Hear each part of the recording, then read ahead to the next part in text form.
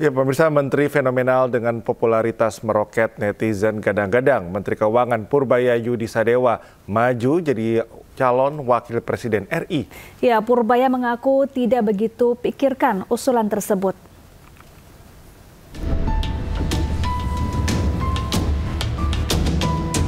Sejak pertama kali duduk sebagai Menteri Keuangan RI, Purbaya Yudi Sadewa tak henti menjadi perhatian publik dan telah membuat berbagai gebrakan kebijakan. Bahkan hal tersebut membuat popularitas Purbaya melesat. Namun saat ditanya soal peluangnya maju menjadi calon wakil presiden RI, Purbaya mengaku tak begitu memikirkan hal tersebut. Purbaya menilai masa kerjanya yang baru sebulan terlalu singkat sehingga belum sampai menyelesaikan berbagai persoalan ekonomi secara menyeluruh karena masih di tahap awal. Baru juga sebulan kerja.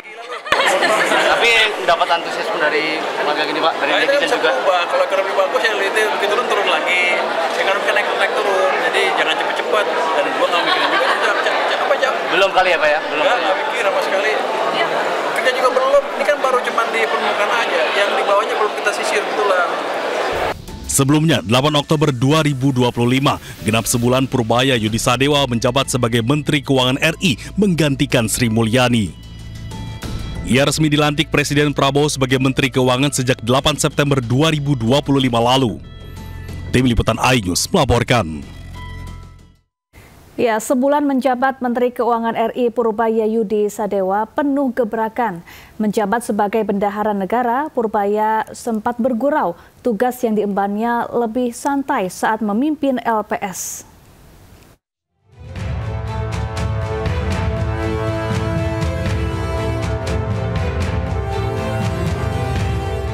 Sejak pertama kali duduk sebagai Menteri Keuangan RI, Purbaya Yudi Sadewa tak henti menjadi perhatian publik dan telah membuat berbagai gebrakan kebijakan.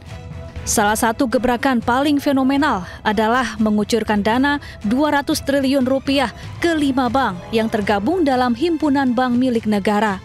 Tak hanya itu, akibat salah satu rencana kebijakannya memotong anggaran transfer ke daerah dalam APBN 2026, Purbaya sempat digeruduk 18 gubernur se-Indonesia Selasa kemarin. Meski demikian, sejumlah gebrakan lain juga telah dibuat Menteri Keuangan Purbaya, di antaranya. Pertama, tidak menaikkan tarif cukai rokok pada 2026 untuk memulihkan industri tembakau yang mengalami tekanan bisnis 3 tahun terakhir. Kedua, bagi-bagi diskon pajak seperti insentif PPh 21 ditanggung pemerintah untuk pekerja di sektor padat karya dengan gaji 10 juta rupiah. Ketiga, perpanjang keringanan pajak 0,5% bagi UMKM hingga 2026. Keempat, perangi produk tekstil ilegal yang masuk ke Indonesia dari Cina yang telah menguasai 99% pasar busana seperti busana muslim. Kelima, kejar 200 penunggak pajak besar dengan total tagihan yang sudah ingkrah 50 hingga 60 triliun rupiah. Keenam, membuat kawasan khusus industri hasil tembakau untuk produsen rokok ilegal supaya mudah melegalkan usahanya. Sebulan menjadi Menteri Keuangan, Purbaya mengaku tidak bisa lagi bersantai karena jadwal kerja sebagai bendahara negara sangatlah padat. Ia pun sempat bergurau, tugasnya lebih santai saat memimpin lembaga penjamin simpanan pada 2020 hingga 7 September 2025. Penjamin itu nggak kerasa, soalnya tuh jalan terus nggak berhenti-berhenti, capek juga ya. Kalau dibandingkan di LPS, enakan di LPS lebih santai. 8 Oktober 2025, genap sebulan, Purbaya Yudi Sadewa menjabat sebagai Menteri Keuangan RI menggantikan Sri Mulyani. Ia resmi dilantik Presiden Prabowo sebagai Menteri Keuangan sejak 8 September 2025 lalu. Tim Liputan iNews melaporkan. Pemirsa, dalam 2-3 tahun ke depan, bahan bakar minyak di Indonesia akan dicampur dengan etanol 10%. Menurut Menteri SDM Bahlil Lahadalia, rencana pencampuran etanol dan bensin sudah disetujui oleh Presiden Prabowo.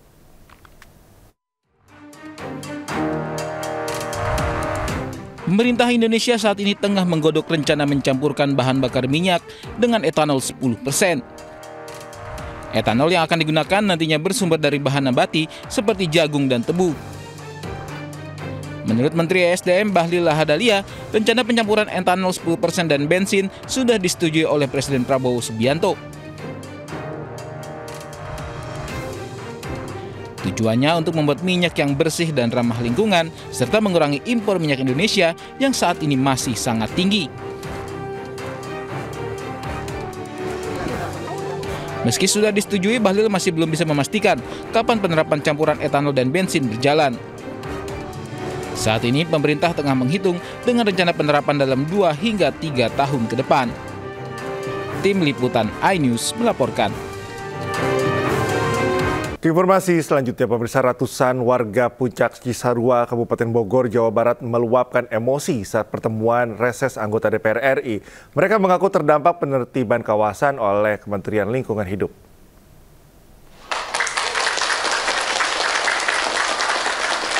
Warga membentangkan spanduk permohonan agar Presiden Prabowo Subianto turun tangan menyelesaikan masalah ini. Menurut warga, sekitar 2.600 orang terdampak dalam operasi penataan wilayah. Padahal sektor pariwisata lokal sebelumnya telah menjadi sumber penghasilan mereka. Usai menyampaikan aspirasi, anggota DPR RI Komisi 6 Mulyadi berjanji akan memperjuangkan nasib warga di tingkat pemerintah pusat. Warga Puncak Cisarua masih menunggu tindak lanjut pemerintah, sementara janji DPR diharapkan membantu memulihkan kondisi ekonomi mereka. Mohon dukungannya kepada Bapak Presiden dan kepada Bapak Wakil Presiden juga ya, karena dampakan di kampung saya itu karena perusahaannya di stop, ya mohon jadi karena warga saya takutnya kelaparan nanti dari mana makannya, sekolahnya, terus dia punya utang ke bank, punya motor, ngambil motor namanya kreditan, kasihan Pak kalau misalnya di stop. Bahwa ini sangat penting dan urgent. Jangan sampai, mohon maaf ya, kebijakan yang serampangan bahkan terindikasi tanpa kajian itu dipertahankan. Kami berharap Pak Presiden mengevaluasi ini sehingga masyarakat bisa terselamatkan, mereka bisa berputar kembali roda ekonominya, pekerjaannya kembali dibuka dan seterusnya, dan iklim investasi dan destinasi wisata sebagai wilayah unggulan di Kabupaten Bogor bisa semakin.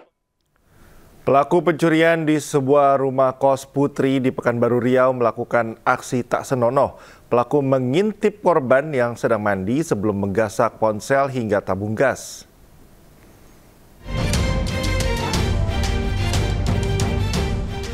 Aksi seorang pencuri yang terekam kamera CCTV di sebuah rumah kos Putri di Jalan Taman Karya, Kota Pekanbaru sempat viral di media sosial.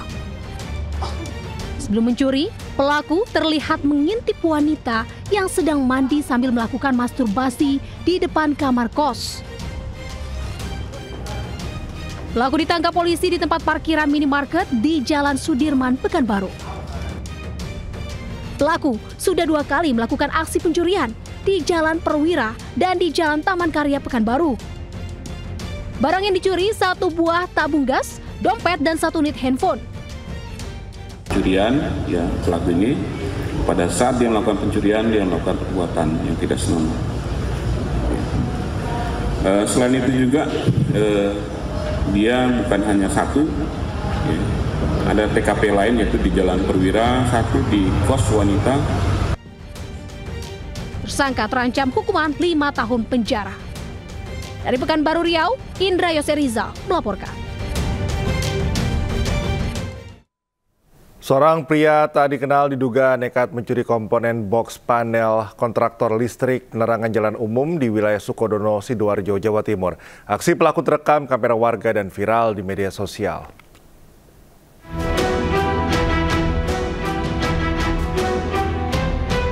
Inilah video rekaman warga yang memperlihatkan seorang pria tak dikenal menggunakan helm dan jaket tengah sibuk di salah satu box panel listrik tiang penerangan jalanan umum di kawasan Desa Masangan, Sukodono, Sidoarjo, Jawa Timur.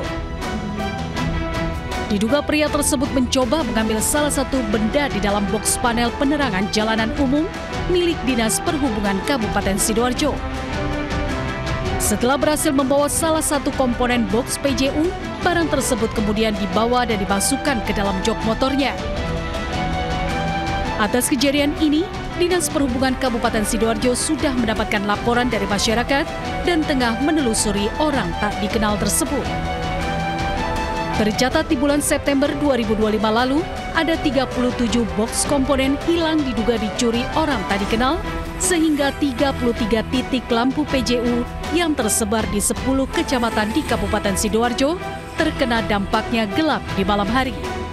Kami berharap kepada masyarakat, manakala ada orang yang dirasa patut dicurigai untuk mengambil komponen atau kontaktor atau apapun lah di box panel PJU, itu bisa disampaikan ke kami. Atas hilangnya kontraktor PJU ini, pihak Disub Sidoarjo telah melaporkan hal tersebut ke aparat kepolisian Polresta Sidoarjo. Dari Sidoarjo, Jawa Timur, Pramono Putra melaporkan. Terdesak kebutuhan biaya operasi ibunya, seorang pria nekat mencuri uang brankas di restoran cepat saji di stasiun kereta cepat Wush Halim, Jakarta Timur. Pelaku yang merupakan mantan supervisor dengan leluasa masuk dan membobol brankas di saat restoran tutup.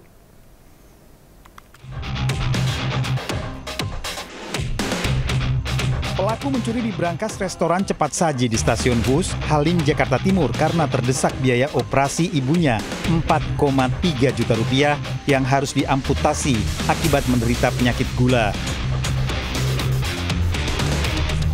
Pelaku tak memiliki uang untuk biaya operasi setelah dipecat dari restoran.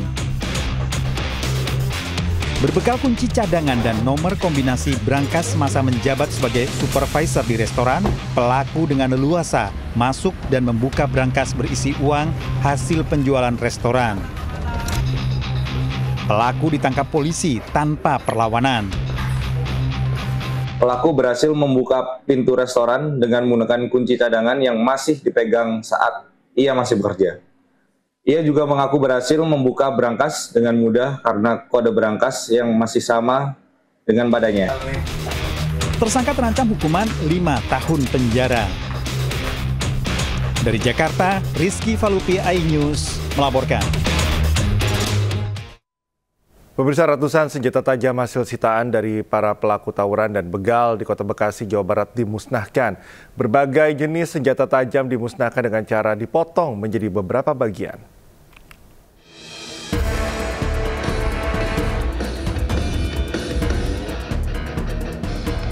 Polres Metro Bekasi Kota bersama dengan Forkompinda Kota Bekasi memusnahkan ratusan senjata tajam dari hasil sitaan pelaku tawuran dan begal jalanan yang kerap kali meresahkan warga.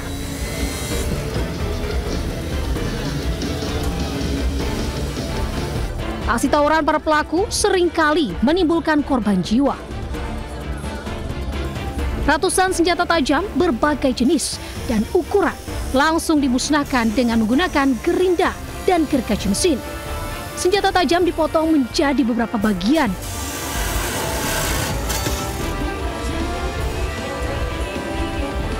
Ada kurang lebih 500 senjata tajam yang kita musnahkan. Ini adalah hasil kerja keras kita bersama. Artinya yang kemarin ada kegiatan tawuran, kemudian juga ada kegiatan-kegiatan yang lain, begal dan lain sebagainya, itu kita kumpulkan, kemudian sama-sama kita musnahkan hari ini. Untuk mencegah tawuran, polisi melakukan patroli dan razia di sejumlah titik-titik rawan tindak kriminal, terutama pada malam hari. Di Bekasi, Jawa Barat, Rahmat Hidayat melaporkan. Keinformasi lainnya, pemirsa, akibat terlepas dari kandang, seekor sapi betina yang sedang hamil terjebak di kubangan air berlumpur sedalam 1,5 meter di Banyumas, Jawa Tengah. Evakuasi sapi berbobot 1 ton itu pun berlangsung dramatis. Tulur, deh.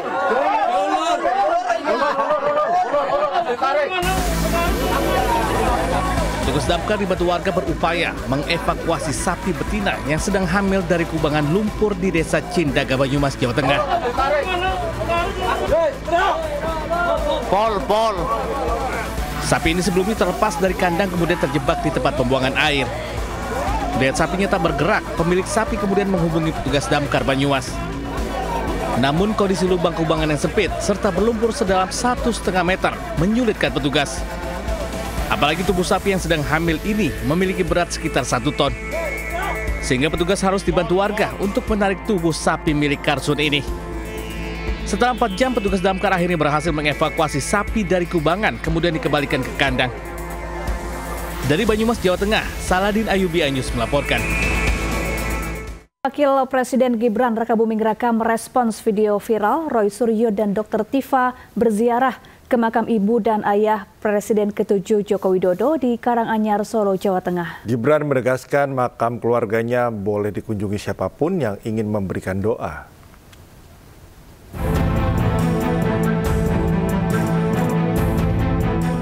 Roy dan kawan-kawan bersama Dr. Tifa sengaja ziarah kubur dan mendoakan sang kakek serta nenek dari Wakil Presiden Gibran Rakabuming Raka.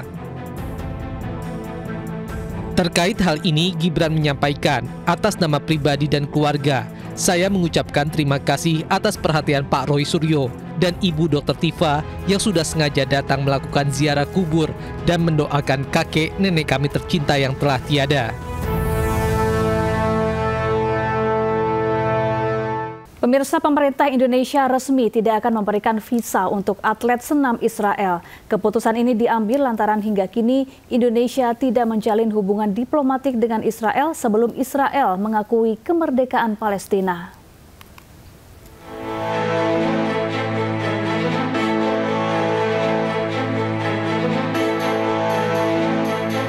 Gelaran senam artistik dunia yang digelar di Jakarta kemungkinan tidak akan diikuti oleh atlet senam asal Israel.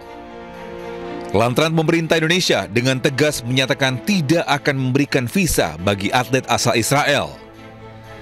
Pemerintah pun tekankan tidak akan menjalin hubungan diplomatik dengan Israel sebelum Israel mengakui kemerdekaan Palestina. Pemerintah Indonesia tidak akan memberikan visa kepada atlet Israel yang berniat untuk hadir di Jakarta mengikuti kejuaraan senam artistik dunia yang akan diselenggarakan pada tanggal 19 sampai dengan 25 Oktober yang akan datang. Sikap pemerintah ini adalah sejalan dengan arahan dari Presiden Prabowo Subianto dalam berbagai kesempatan dan terakhir dalam pidato beliau di Perserikatan Bangsa-Bangsa yang sangat keras mengecam Israel yang terus-menerus melakukan kekejaman dan kebiadaban atas rakyat Palestina, terutama di Gaza. Dan pemerintah Indonesia tegas berpendirian bahwa tidak akan melakukan hubungan kontak apapun dengan pihak Israel sampai dengan Israel mengakui keberadaan negara Palestina yang merdeka. Pemerintah juga terus menerima penolakan dari berbagai kalangan atas keikutsertaan Israel dalam kejuaraan ini. Rencananya gelaran kejuaraan dunia senam artistik 2025 akan digelar di Jakarta pada 19 hingga 25 Oktober 2025 mendatang. Tim Liputan iNews melaporkan. Pengurus Besar Persatuan Senam Indonesia memastikan atlet Israel tidak akan berpartisipasi pada kejuaraan dunia senam artistik di Jakarta. Federasi Senam Internasional mendukung langkah pemerintah Indonesia.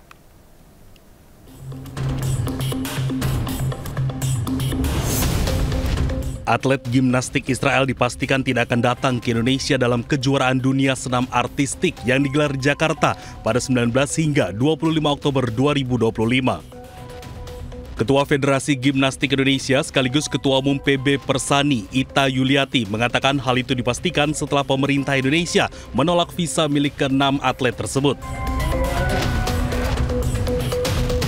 Diketahui ke-6 atlet yang ditolak ke Indonesia diantaranya Eyal Indik, Artem Dolgopiat, Ron Piatov, Lihi Ras, Roni Samai, dan Yali Sosani. Mereka dipastikan tidak akan hadir, ya, karena secara visa juga sudah di-cancel. Kemudian dan FIG juga sudah menyatakan tadi pagi kepada saya bahwa akan menyatakan satu mendukung keputusan pemerintah Indonesia dan yang kedua memastikan Israel tidak hadir. Sementara itu, Ketua Komite Olimpiade Indonesia KOI Raja Sapta Oktohari menyampaikan Presiden Federasi Senam Internasional Morinari Wanatabe sudah menyatakan secara resmi mendukung keputusan Indonesia. Presiden Watanabe juga sudah menyampaikan langsung kepada saya bahwa sepenuhnya keluarga besar FIG mendukung semua keputusan yang diambil oleh pemerintah Indonesia. Sehingga insya Allah atas dukungan dari semua pihak, kita akan sama-sama nanti menjadi saksi sejarah untuk pertama kali kejuaraan dunia World Championship Gimnastik bisa terlaksana dengan baik di Jakarta. Adapun kejuaraan dunia senam artistik ini digelar di Indonesia untuk pertama kalinya di Jakarta pada 19 hingga 25 Oktober 2025 di Indonesia Arena GBK Jakarta. Ya, Gubernur Jakarta Pramono Anung tegas menolak kedatangan atlet senam Israel untuk berlaga di Jakarta 19 Oktober mendatang. Pramono tidak akan mengizinkan kontingen Israel ikut serta dalam ajang olahraga apapun di Jakarta karena akan menyulut kemarahan publik. Rencana kehadiran kontingen Israel dalam ajang World Artistic Gymnastics Championship 2025 di Jakarta pada 19 sampai 25 Oktober 2025 mendatang ditolak tegas Gubernur DKI Jakarta Pramono Anung. Bahkan Pramono juga meminta agar visa untuk tim atlet Israel tidak diterbitkan sama sekali. Ia mengingatkan jika kehadiran kontingen Israel di tengah konflik yang masih berlangsung di Gaza, Palestina, hanya akan menimbulkan reaksi negatif dari masyarakat Indonesia. Padahal selama ini masyarakat Indonesia selalu menunjukkan solidaritas tinggi terhadap perjuangan rakyat Palestina. Karena nggak ada manfaatnya dalam kondisi seperti ini ada atlet, apalagi atlet gimnastik ya, itu bertanding di Jakarta dan pasti akan menyulut, membangkitkan kemarahan publik dalam kondisi yang seperti ini. Karena apapun. Diingat juga dalam pidato Presiden RI Prabowo Subianto di sidang Majelis Umum PBB beberapa waktu lalu, menekankan jika Indonesia berdiri tegak mendukung kemerdekaan Palestina. Sikap ini menegaskan konsistensi Jakarta sebagai ibu kota yang menghormati arah politik luar negeri Indonesia, yakni mendukung kemerdekaan Palestina dan menolak segala bentuk normalisasi dengan Israel. Tim Liputan iNews melaporkan. Gubernur Jakarta Pramono Anung mengaku tak memiliki ambisi untuk menjabat sebagai pemimpin Jakarta lebih dari 1 periode. Menurutnya, masa jabatan sebagai gubernur akan menjadi penutup dari perjalanan panjangnya di dunia birokrasi dan politik.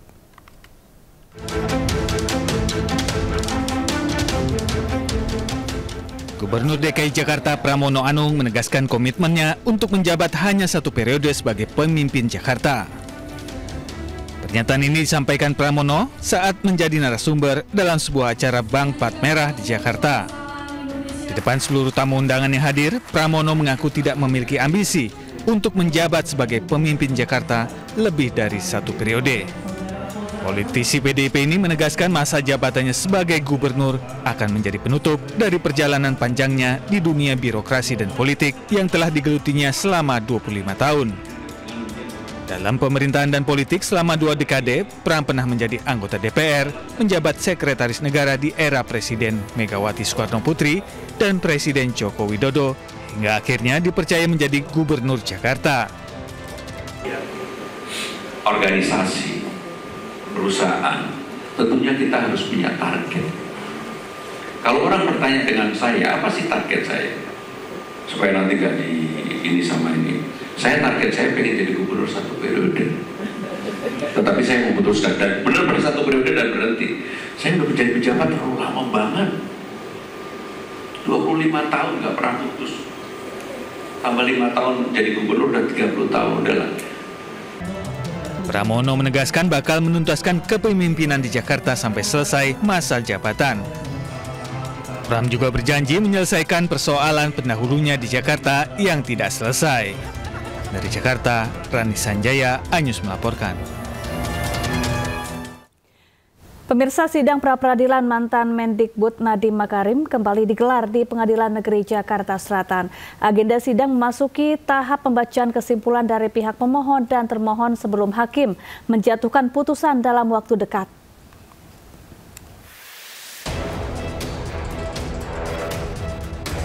Sidang pra-peradilan mantan Menteri Pendidikan dan Kebudayaan Nadiem Makarim kembali digelar di Pengadilan Negeri Jakarta Selatan. Dalam sidang, kuasa hukum Nadiem, Hotman Paris, mempertanyakan dasar penetapan kliennya sebagai tersangka. Hotman menilai penyidik belum pernah menjelaskan pihak yang diduga diperkaya dalam kasus tersebut, termasuk nilai dan cara terjadinya dugaan perkayaan. Ia menegaskan selama proses penyidikan tidak ada aliran dana yang mengalir kepada Nadiem dan audit BPKP dalam rentang tahun 2020 hingga 2022 juga menyatakan pengadaan laptop Chromebook sesuai prosedur dan harga wajar. Hotman menilai penetapan tersangka terhadap Nadiem tidak berdasar dan hanya berdasarkan kesimpulan sepihak tanpa pembuktian jelas. Kalau ada kerugian negara, hitung-hitungannya mana? Hitung-hitungannya mana? Belum lagi audit resminya. Ini hitung-hitungannya pun nggak ada. Jaksa mengatakan buktinya diekspos. Ada memang berita acara ekspos, tapi hitung-hitungannya nggak ada. Masih ditulis akan dihitung. Jadi sudah ditetapkan tersangka, bahkan ditahan, belum tahu hitung-hitungannya ada. Kalau hitung-hitungannya lagi dihitung, kan bisa nol, bisa tidak ada, bisa ada gitu kan. Sementara itu, penyidik Kejaksaan Agung selaku pihak termohon dalam sidang, Roy Riyadi, menegaskan penetapan tersangka terhadap Nadiem sudah sesuai dengan prosedur hukum. Tadi udah kita bacakan poin-poinnya dalam kesimpulan kami. Pertama, bahwasanya penetapan tersangka atas pemohon itu sudah sesuai dengan peraturan dan prosedur. Pihak Kejagung pun mengaku sudah menyita sejumlah dokumen dan barang bukti elektronik yang dinilai relevan untuk menetapkan Nadiem sebagai tersangka. Dari Jakarta, Wenda Nura, Yudi Richard, iNews melaporkan.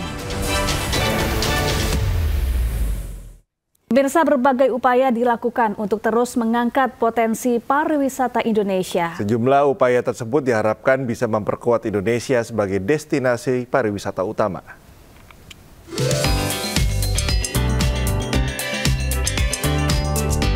Gabungan Industri Pariwisata Indonesia bekerjasama dengan CBF resmi menggelar Wonderful Indonesia Travel Fair 2025.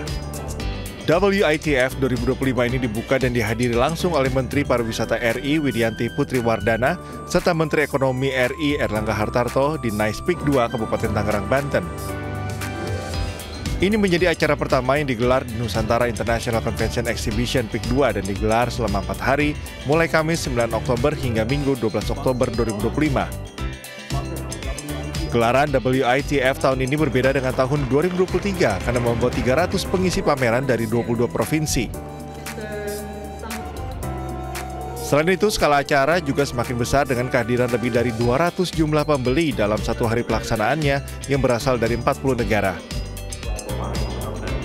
Diharapkan acara ini bisa memperkuat posisi Indonesia sebagai destinasi pariwisata utama dan hub utama di Asia Tenggara, serta dapat membuat kontribusi yang berarti untuk perekonomian negeri. Di sini untuk WITF ini datang dari berbagai negara, 40 negara, 200 buyers, dan exhibitorsnya ada 300 gitu. Nah, kami ini tahun kedua ya Pak ya? Tahun kedua, dan kami akan selenggarakan lebih besar lagi tahun-tahun berikutnya.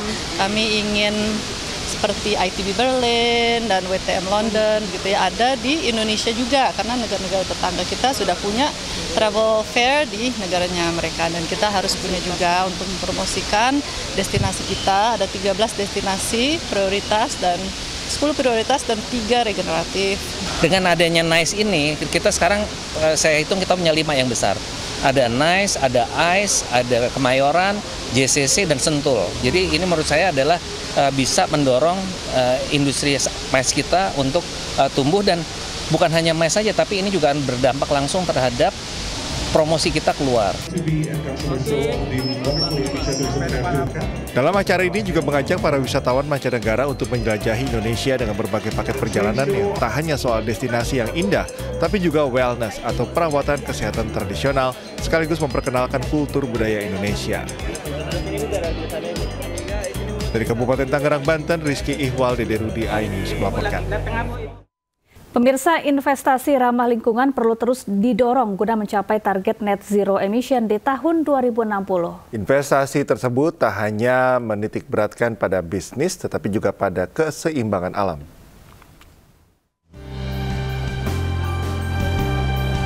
Indonesia International Sustainability Forum atau ISF kembali digelar sebagai ajang strategis untuk memperkuat posisi Indonesia dalam peta investasi hijau global.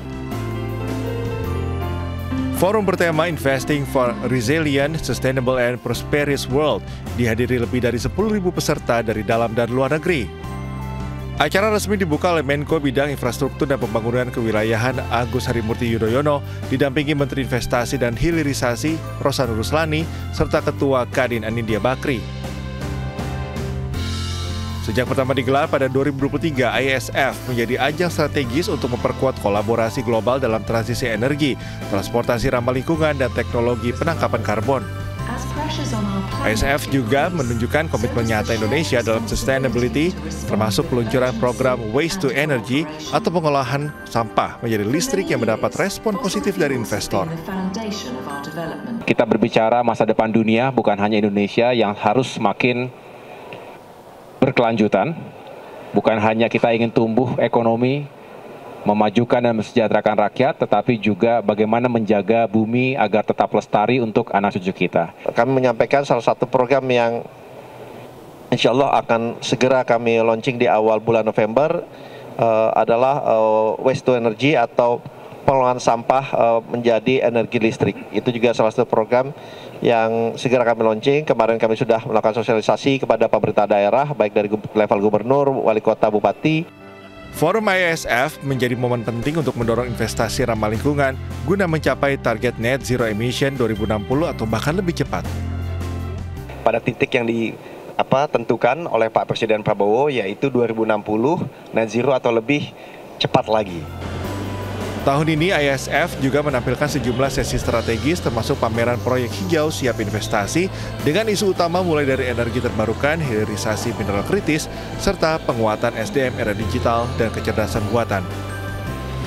Dari Jakarta, Stephen Patinama, JP Jasin, iNews melaporkan. Pemirsa, gempa bumi berkekuatan magnitudo 7,4 mengguncang kawasan Davao, Filipina pada Jumat pagi. Akibat peristiwa tersebut, 7 orang meninggal dunia.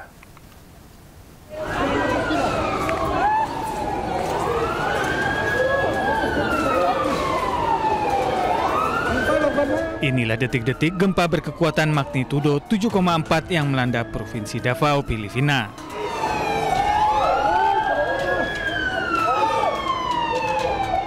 Dari rekaman video amatir, guncangan gempa yang kuat dan dahsyat hingga menghancurkan plafon sebuah rumah sakit. Kepanikan juga terjadi saat pengunjung sebuah pusat perbelanjaan di kota Davao City bergegas keluar dalam kegelapan setelah gempa bumi menyebabkan pemadaman listrik. Pecahan kaca berserakan di tanah sementara kerumunan orang-orang bergegas berkumpul di luar di halaman gedung. Institut Vulkanologi dan Seismologi Filipina mengantisipasi adanya gempa susulan dipicu oleh pergelakan palung Filipina pada kedalaman 14 mil. Peristiwa ini memicu peringatan tsunami di Filipina dan Indonesia. Sedikitnya 7 orang dilaporkan meninggal dunia karena terjebak di rumah-rumah yang rusak di kota Davao. Pemirsa, meski telah menyepakati perjanjian damai, militer Zionis Israel masih melancarkan serangan mematikan di Gaza. Sementara itu di tepi barat, para pemukim ilegal Israel membakar kendaraan warga Palestina.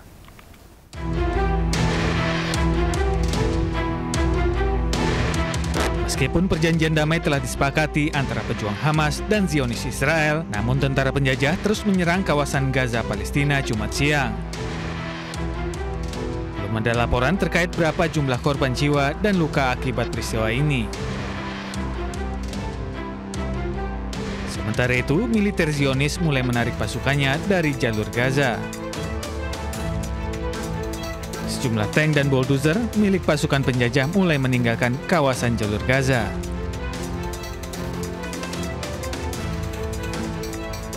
Masyarakat Gaza pun menyambut baik penarikan pasukan pendudukan Israel dan berharap mereka tidak kembali lagi.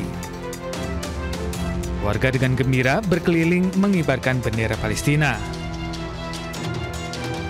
Warga Palestina mulai beramai-ramai pulang ke Gaza Utara pasca kesepakatan gencatan senjata.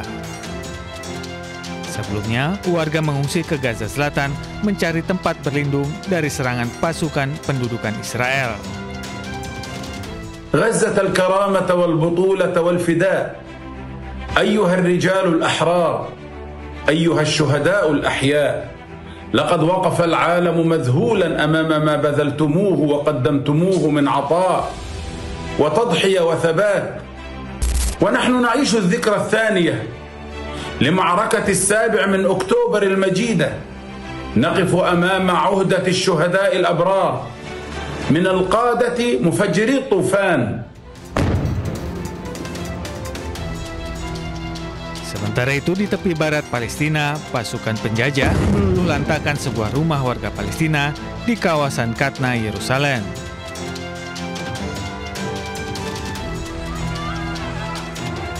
Di desa Deitan Nablus tepi barat, para pemukim ilegal Israel membakar sejumlah mobil milik warga Palestina.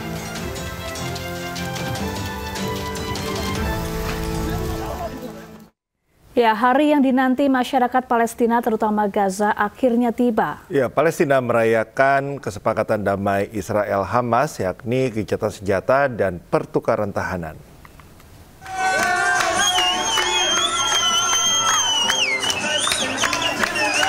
Pengungsi Palestina sorak-sorai merayakan pengumuman tahapan pertama rencana perdamaian Israel-Hamas.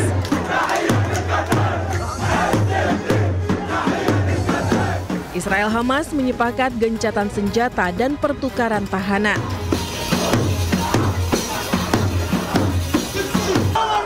Pengungsi dari berbagai usia meneriakan dan melambaikan bendera turun ke jalan merayakan kabar bahagia ini. لن ننسى موقف المقاومة الإسلامية في لبنان أبدا ما حيينا ولا موقف الجمهورية الإسلامية ولا موقف إخواننا العمالقة في اليمن ولا موقف المقاومة العراقية. إنه يوم مجيد لنقول الجميع شكرا لكم نحن نحو فلسطين أقرب شكرا لكم لقد ساعدتونا للانتهاء من. Selain pengungsi Palestina, relawan dan tim medis di pertahanan sipil kota Gaza pun bersujud dan bersyukur adanya kabar bahagia ini. سنتين الحمد لله سنتين في شمال غزة صابر مرابط تركت أهلي وزوجتي وأولادي والحمد لله ما زلت في شمال غزة الحمد لله على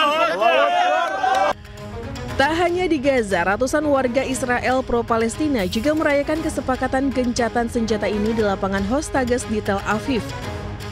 Semua pihak berharap semua pihak menghargai kesepakatan ini dan melaksanakan persyaratan perjanjian dan tidak menghindari ataupun menunda pelaksanaan dari apa yang sudah disepakati. Dan pemirsa, untuk mengetahui informasi terkini dari lokasi kebakaran di Jalan Pegadaian Timur, Pancoran, Jakarta Selatan, sudah ada rekan kami Jessica Winoto. Ya, Jessica, bagaimana kondisi terkini di lokasi kebakaran? Apakah sudah ada bantuan untuk para pengungsi di sana? Ya, selamat pagi Cikal, Syafa dan juga pemirsa. Untuk bantuan yang telah ditersalurkan memang sudah ada, yakni berupa makanan dan minuman. Tetapi memang untuk bantuan seperti selimut, obat-obatan dan lain sebagainya ini masih belum tersalurkan kepada warga-warga terdampak atas kejadian kebakaran yang terjadi pada Jumat sore, yaitu kemarin di kawasan Pengadegan, Jakarta Selatan. Lalu Syafa, Cikal dan juga pemirsa, saat ini memang saya sudah berada di lokasi kejadian, yang mana pemirsa dapat lihat bahwa ini belakang saya tanah seluas hampir 2.000 meter ini sudah terbakar habis oleh atas kejadian kemarin. Dan untuk mengetahui bagaimana kronologi awalnya. Kami sudah bersama dengan salah satu warga terdampak, yaitu Bapak Sukatni. Halo Bapak, selamat pagi. Selamat pagi. Turut berduka atas kejadian yang telah menimpa Bapak. Bapak boleh izin kita mau tanyakan kembali untuk terkait kronologi dari kejadian kebakaran kemarin ini gimana sih Pak awalnya? Jadi kejadian persisnya saya nggak tahu persis ya. Karena saya juga baru datang, saya baru 15 menit di rumah. Baru saya mau sholat asar, tiba-tiba istri saya teriak-teriak nyariin saya suruh keluar. Dikira ada orang berantem atau orang apa, ternyata itu di belakang kebakaran. Lalu saya langsung ke lokasi, ke tempat laundry kami kan gitu. Tapi laundry kami kan sama yang kebakaran itu kurang lebih 10 meter kan gitu. 10 meter. Akhirnya 10 meter itu karena api besar sekali ya. Saya udah berbuat untuk menyelamatkan laundry kami. Tapi nggak menuntut juga karena api angin cepat sekali besar. Akhirnya kami ngajak saudara-saudara saya yang bantuin saya ajak turun karena sangat berbahaya sekali api itu. Akhirnya saya turun, barang yang di luar saya singkirkan. Akhirnya sebangsa motor ada yang mengganggu itu saya singkir. Akhirnya saya pas balik lagi rumah udah habis, laundry habis gitu. Jadi sampai menyelamatkan barang-barang konsumen saya nggak bisa. Sampai habis, tinggal berapa antara 20% yang ada itu dari barang-barang kami. Baik Pak, berarti kan ini Bapak punya usaha cuci pakaian begitu ya. Ini apakah sudah ada proses untuk kasih tahu ke pelanggan atau gimana Pak? Sampai saat ini saya belum ngasih tahu. Cuman salah satu ada yang tahu, ini dah turun mendoakan saya aja supaya Pak Kapten kuat ya, kan dia bilang gitu. Dari salah satu agen yang ada kan gitu. Kalau customer sama sekali ada 2 kayaknya customer yang tanya ke saya, lainnya nggak ada gitu. Untuk bantuan harapan bantuan kepada Bapak dan juga warga-warga setempat apa aja sih Pak kira-kira yang paling dibutuhkan untuk saat ini Pak? Kalau saat ini kami sendiri dari kawan-kawan saya udah ada yang bantu kayak pakaian, sebangsa apa itu makanan gitu dari pemerintah kali ya. Itu makanan juga ada yang datang juga. Dari malam itu alhamdulillah makan nggak sampai tersisa, kasarnya begitu ya. Tapi kalau untuk obat-obatan saya belum tahu sampai saat ini kan gini. Karena saya juga ngungsi semalam ngungsi tempatnya kakak saya kan gitu yang terdekat ini gitu. Kalau untuk bantuan sekarang mau bantu mungkin yang seperti ini keadaan yang saya yang saya hadapin tuh pikiran saya di ngurusin barang orang yang situ. Gimana cara saya, alangkah baiknya yang terbaik buat customer saya. Ya mudah-mudahan customer lebih tahu dengan keadaan kami kan gitu. Iya. Baik, terima kasih banyak Pak. Sama-sama Mbak. Iya. Dan semoga bisa lekas pulih. Amin. Oke, baik. Ya baik, Cikal Syafa dan juga pemirsa bahwa memang selain menghilangkan tempat tinggal warga setempat ini, bahwa informasinya di kawasan ini pun banyak sekali warga-warga yang memiliki usaha seperti tadi usaha cuci pakaian, lalu juga ada usaha makanan dan lain sebagainya. Lalu Cikal Syafa dan juga pemirsa kita akan lanjut untuk memperlihatkan kondisi terkini bahwa di pagi hari ini sudah ada banyak sekali warga-warga yang kembali ke lokasi kejadian. Seperti dapat dilihat di belakang saya ini sudah ada warga-warga yang melihat kondisi bahwa untuk melihat apakah masih ada barang yang dapat diselamatkan atau tidak. Lalu ada pun juga kami melihat masih ada satu titik asap yang hingga pagi ini masih ada, sehingga warga pun masih berusaha untuk memadamkannya bila mana ada api sehingga tidak terjadinya kobaran api yang baru. Lalu Cikal, Syafa dan juga pemirsa, bahwa ini di belakang saya sudah banyak sekali barang-barang bekas yang terbakar. Ini nampaknya barang-barang sisa dari kemungkinan besar ini usaha dari warga setempat. Lalu Syafa, Cika, ini di belakang saya juga pun ada yang sangat terlihat jelas bahwa ini merupakan gerobak, yang mana ini sepertinya gerobak bakso yang telah terbakar habis juga, bahwa dapat melihat dari baskomnya, lalu pancinya maksud saya, lalu dari gerobak ini sudah, walaupun masih terlihat bentuknya gerobak, tapi ini sudah tidak dapat difungsikan kembali. Sehingga memang untuk warga setempat ini pun masih mengharapkan bantuan dari pemerintah dan juga yang lainnya untuk terkait selimut, obat-obatan, baju, dan lain sebagainya. Sementara itu, Cikal, Syafa. Iya, terima kasih Jessica Winoto langsung dari Pancoran, Jakarta Selatan, dan selamat bertugas kembali. Pemirsa, seorang calon praja IPDN asal Ternate, Maluku Utara meninggal dunia saat menjalani pendidikan dasar di kampus Institut Pemerintahan Dalam Negeri Jatinangor, Sumedang, Jawa Barat. Ya, pihak IPDN menjelaskan korban diduga mengalami lemas hingga henti detak jantung usai mengikuti apel malam.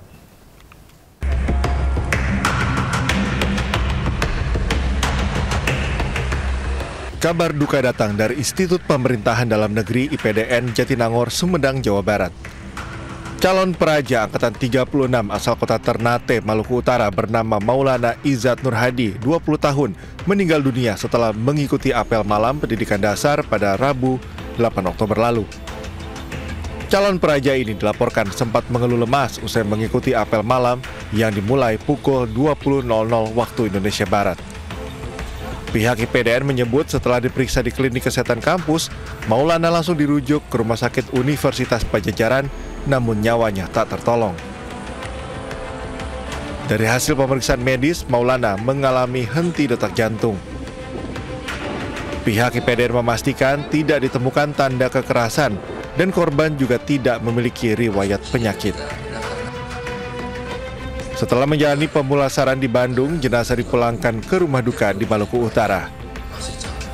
Pihak keluarga dikabarkan telah menerima dengan ikhlas dan menolak dilakukan otopsi. Pihak IPDN menyampaikan bela sungkawa mendalam atas kepergian almarhum.